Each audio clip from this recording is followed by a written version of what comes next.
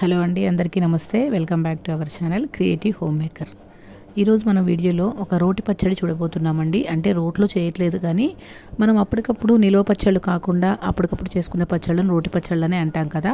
So సొరకాయ రోటి పచ్చడి ఈరోజు నేను మీకు చూపించబోతున్నాను. సో ముందుగా ఒక బాండీ పెట్టుకొని కొద్దిగా వేరుశెనగ గుళ్ళు వేసుకొని వేయించుకోవాలి. పల్లీలు, అలాగే రుచికి తగినంతగా పచ్చిమిర్చిని ఇలా తుంచి వేసుకోవాలండి. మధ్యకు అలా తుంచి వేసుకోవాలి. అప్పుడైతేనే మనకు వేగేటప్పుడు మిరపకాయలు పగలకుండా పేలకుండా ఉంటాయన్నమాట. సో మిరపకాయల్ని పల్లీల్ని కొద్దిగా వేయించుకున్నాక అదే బాండీలోనే ఒక కప్పు నిండుగా సొరకాయ ముక్కలు ఇలా నీట్గా చెక్కు తీసుకొని పెద్ద సైజు ముక్కలుగానే కట్ చేసుకోవచ్చు. దాంట్లో కొద్దిగా ఒక టమాటో, పెద్దదైతే ఒక టమాటో, చిన్నవైతే 2 టమాటాలు వేసుకొని కొద్దిగా ఆయిల్ వేసుకొని వేయించుకోవాలి. కొంచెం చింతపండు కూడా వేసుకోవాలండి. టమాటో ఒకటే వేసుకున్నాం కాబట్టి. సో మీరు మొత్తంగా టమాటోతోనే చేసుకోవాలనుకున్నప్పుడు చింతపండు అవసరం ఉండదు.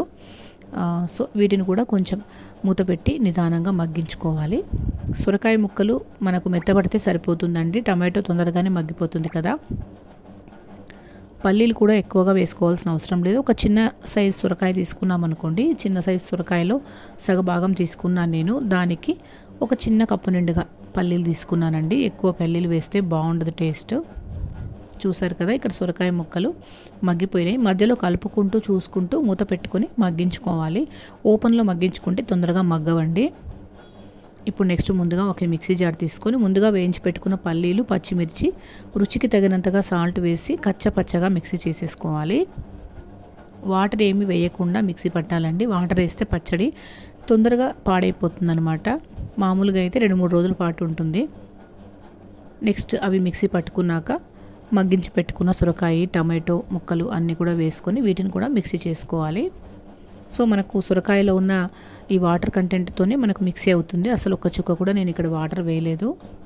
చూసారు కదా, ఈ రకంగా సొరకాయ ముక్కలు మరీ మెత్తగా అవ్వకుండా మధ్య మధ్యలో అలా ముక్కలు కనిపిస్తూ ఉంటే బాగుంటుంది. ఇప్పుడు దీన్ని సర్వింగ్ బౌల్లోకి తీసేసుకుందాం.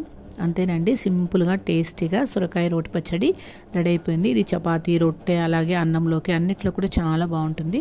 తప్పకుండా ట్రై చేయండి. అలాగే వీడియో నచ్చితే ఒక లైక్ ఇవ్వడం మాత్రం మర్చిపోకండి. ఛానల్ని ఎవరైనా ఫస్ట్ టైం చూస్తుంటే ప్లీజ్ సబ్స్క్రైబ్ చేసుకొని సపోర్ట్ చేయండి. అలాగే నా వీడియోస్ని మీ ఫ్రెండ్స్కి, రిలేటివ్స్కి కూడా షేర్ చేస్తూ ఉండండి. వాళ్ళకు కూడా యూజ్ అవుతుంది. మరొక మంచి వీడియోతో మళ్ళీ కలుస్తాను. Thank you for watching.